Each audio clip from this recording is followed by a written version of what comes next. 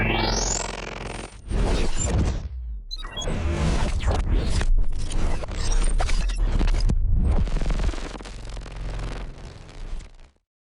Neural networks के अंदर एक बहुत अहम टॉपिक ट्रांसफार्मर्स का है, जिसकी वजह से मौजूदा दौर में जो हमें लैंग्वेज मॉडल में इनोवेशन हुई है वो नज़र आती है, जैसे चैट जीपीटी, बर्ट और जो डिफरेंट लैंग्वेज मॉडल्स हैं इनके पीछे ट्रांसफार्मर्स हैं।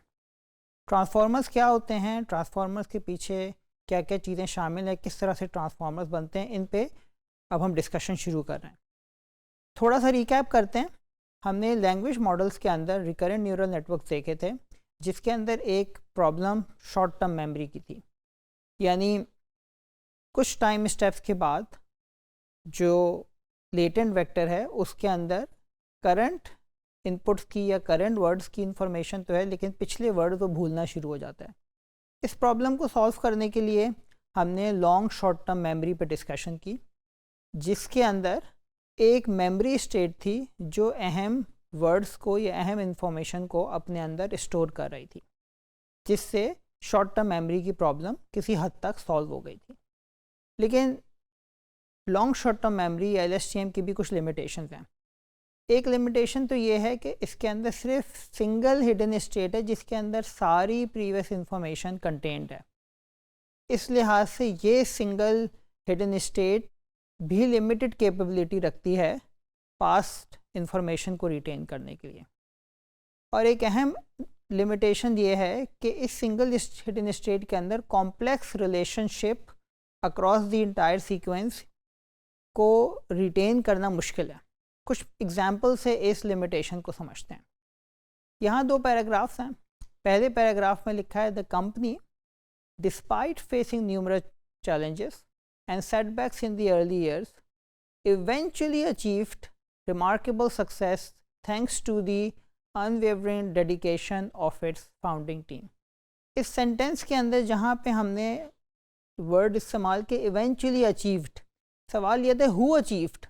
So अगर सेंटेंस को देखें तो जो अचीवमेंट कंपनी के लिए कही गई है। इसी तरह से सेंटेंस के आखिर में कहा जाता है कि dedication of its founding member. So it's का मतलब क्या है, व्हाट इज़ इट्स हियर। तो अगर हम सेंटेंस को देखें तो it's is referring to the company. अब ये सेंटेंस के आखिर में जो इट आ रहा है या इट्स आ रहा है, उसका एक रिलेशनशिप सेंटेंस के शुरू में वर्ड कंपनी के साथ है।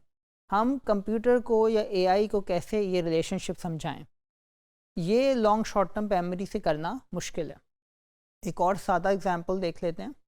The book which I borrowed from the library last week is finally finished and I can return it tomorrow. इधर finished भी book से related है। क्या finish हुआ, book finish हो गई। I can return it tomorrow, it क्या है, it भी book है। तो ये complex relationship हैं जो long short term memory के अंदर retain करना मुश्किल है। एक और एग्जांपल देखते हैं लैंग्वेज टू लैंग्वेज ट्रांसलेशन की। लैंग्वेज टू लैंग्वेज ट्रांसलेशन में ये प्रॉब्लम और भी ज़्यादा मैग्नीफाई हो जाती है। यहाँ पे दो सेंटेंसेस हैं, एक इंग्लिश का एक उर्दू का। The English sentence is today is a great day, we have to make tomorrow even better. इसकी उर्दू ट्रांसलेशन बनेगी, आज का दिन बहुत अच्छा है, हमें आने वाले कल को मज़ीद बेहतर बनाना है। इसकी मैंने ट्रांसलिट्रेशन भी लिख दिया ताकि हम इंग्लिश वर्ड को इंग्लिश लैंग्वेज के वर्ड से कंपेयर करके भी देख सकें। उर्दू इंग्लिश दोनों में इसको किया जा सकता है। इसको टाइम बाय टाइम देखते हैं तो असेंशली ये होगा कि जो इंग्लिश का पूरा सेंटेंस है वो वर्ड बाय वर्ड इनकोड होगा और इनकोडर उसे किसी एक लेटेंट स्पेस में प्रोजेक्ट कर देगा और फिर डिकोडर उस लेटेंट वेक्टर को इस्तेमाल करके उर्दू का word step by step generate करना शुरू करेगा और वर्ड बाय वर्ड पूरा सेंटेंस जनरेट हो जाएगा। तो टाइम स्टेप 0 के ऊपर x not input that is today encoder को जाएगी। 1 पे इज़ टाइम स्टेप T2 पे इसी तरह से नेक्स्ट टाइम स्टेप पे ग्रेट, फिर नेक्स्ट टाइम स्टेप पे डे, नेक्स्ट टाइम स्टेप पे कॉमा और इसी तरह से वर्ड बाय वर्ड इनपुट होता चला जाएगा और टाइम स्टेप T6 पे V और ये सिलसिला चलता जाएगा टू द एक्सटेंट कि टाइम स्टेप 12 पे पूरा इंग्लिश सेंटेंस इनकोड हो चुका होगा और ये सारी इन्फॉर्मेशन एक लेटेंट वेक्टर के अंदर मौजूद होगी। इस लेटेंट वेक्टर को इस्तेमाल करते हुए टाइम स्टेप 13 के ऊपर उर्दू सेंटेंस जनरेट होना शुरू हो जाएगा, विच इज़ सबसे पहले स्टार्ट का आता है, इसलिए हमने टाइम स्टेप 13 पे आज से शुरू किया है। आज, नेक्स्ट टाइम स्टेप पे का, नेक्स्ट टाइम स्टेप पे दिन, एंड सो ऑन। इसी तरह से टाइम स्टेप चलते चले आएंगे और उर्दू का सेंटेंस जनरेट हो जाएगा टिल टाइम स्टेप 28 पूरा उर्दू का सेंटेंस जनरेट हो चुका होगा। अब अगर इसके अंदर डिपेंडेंसीज़ को देखें तो हमें पता है कि रिकरेंट न्यूरल नेटवर्क में एक छोटा सा नेटवर्क होता है जिसे हम लूप में चला रहे होते हैं। तो इनकोडर भी एक छोटा सा रिकरेंट न्यूरल नेटवर्क होगा, डिकोडर भी एक छोटा सा रिकरेंट न्यूरल नेटवर्क होगा। इनकोडर कुछ आउटपुट जनरेट नहीं करेगा, सिर्फ लेटेंट वेक्टर इवेंचुअली जनरेट करेगा, और डिकोडर हर टाइम स्टेप पे एक आउटपुट भी जनरेट करेगा।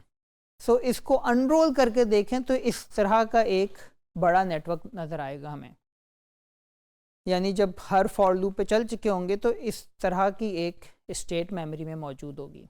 यहाँ पे हम ये देखते हैं कि टाइम स्टेप 15 पे जब वर्ड दिन जनरेट करना है, इसकी डिपेंडेंसी है टाइम स्टेप T4 पे इंग्लिश के वर्ड डे से। अब ये एक लॉन्ग टर्म डिपेंडेंसी है, इसको कैसे हम नेटवर्क को समझाएं कि कहाँ से जो एक कॉन्टेक्स्ट वेक्टर उसमें क्या चीज़ निकालनी है ताकि उर्दू का वर्ड दिन सही जनरेट हो सके। और ये सारा काम, इसके अंदर जो प्रॉब्लम है उसे हम कहते हैं बॉटल नेक प्रॉब्लम। बॉटल नेक प्रॉब्लम का मतलब ये है कि इनकोडर और डिकोडर के दरमियान जो बॉटल नेक स्टेट है या जो एक लो डायमेंशनल लेटेंट वेक्टर है, उसके अंदर से ही सब कुछ एक्सट्रैक्ट करना है। जैसे कि LSTM में बात की थी कि एक ही हिडन स्टेट है जिसके अंदर सारी इन्फॉर्मेशन है और उसमें से एक्सट्रैक्शन करनी है, यहाँ पर भी एक ही हिडन स्टेट है जिसके अंदर सारी इन्फॉर्मेशन है और उसमें से सब कुछ एक्सट्रैक्ट करना है।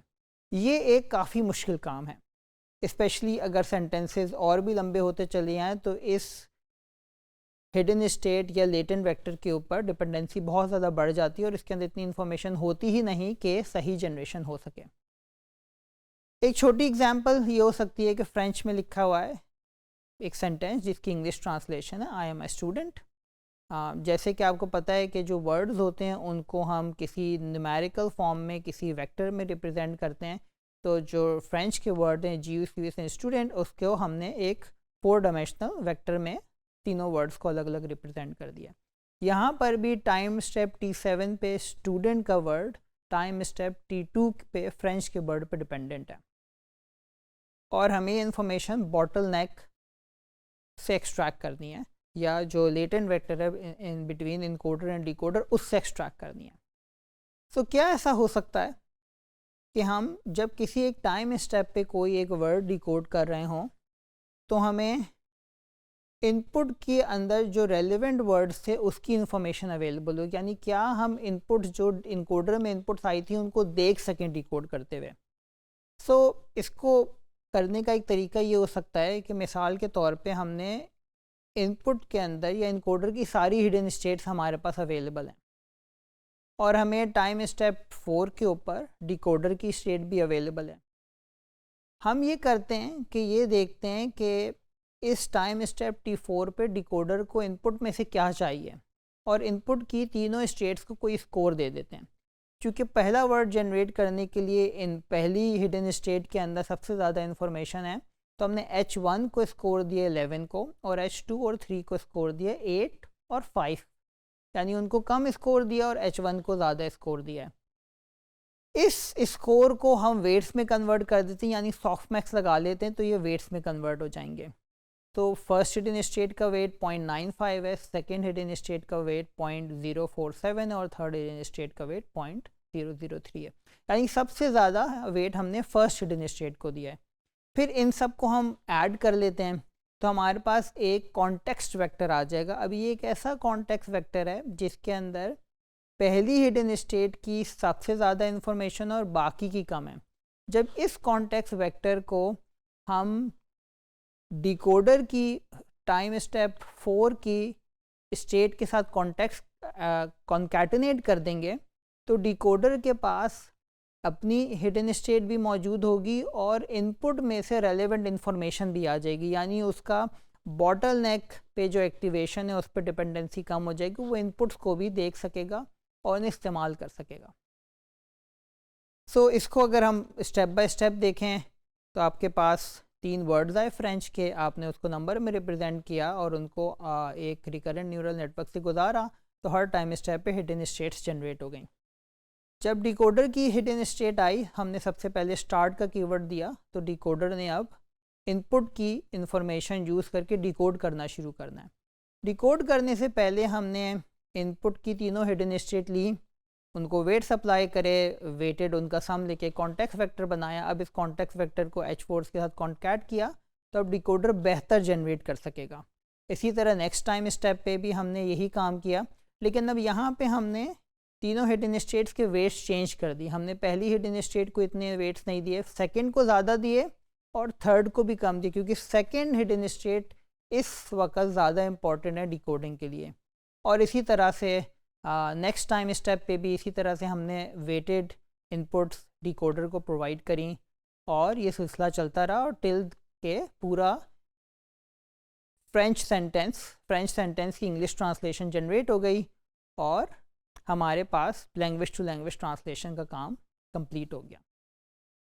यहाँ पे हम ये देख सकते हैं कि जब हमने वर्ड जनरेट किया था, तो हमने मल्टीपल हिडन स्टेट्स को मिलाकर एक मतलब हिडन स्टेट 2 और 3 दोनों को हायर वेट दिया, सिर्फ 1 को कम वेट दिया, और इसी तरह आखिर में हमने आखिरी हिडन स्टेट यानी H3 को इम्पोर्टेंट वेट दिया, क्योंकि उसके करस्पॉन्डिंग फ्रेंच वर्ड मौजूद है, ताकि इंग्लिश का वर्ड स्टूडेंट सही जनरेट हो सके।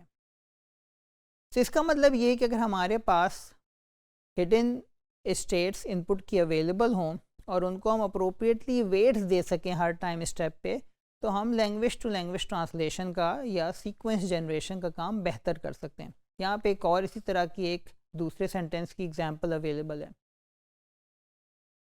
और तो इन समरी, अगर हम हिडन स्टेट्स इनपुट की देख सकें और किसी तरह से हम उन हिडन स्टेट्स को हर टाइम स्टेप पे अप्रोप्रिएट वेट या अप्रोप्रिएट अटेंशन वेट्स असाइन कर सकें, सो हम बेहतर कॉन्टेक्स्ट डिकोडर को प्रोवाइड कर सकते हैं और डिकोडर बेहतर डिकोडिंग कर सकता है। अब यहाँ पे एक इम्पॉर्टेंट सवाल ये है कि ये अटेंशन वेट्स कैसे कंप्यूट होंगे। क्या ऐसा प्रोसेस हो सकता है जो हमें बताए कि किस वक्त किस इनपुट की हिडन स्टेट्स को ज़्यादा वेट देना और किसको कम देना है। और यही सबसे इम्पॉर्टेंट स्टेप है इस पूरे प्रोसेस के अंदर, किस वक्त किस चीज़ को किस तरह के अटेंशन वेट्स देने। अटेंशन वेट्स की कंप्यूटेशन हम नेक्स्ट टॉपिक में डिस्कस करेंगे।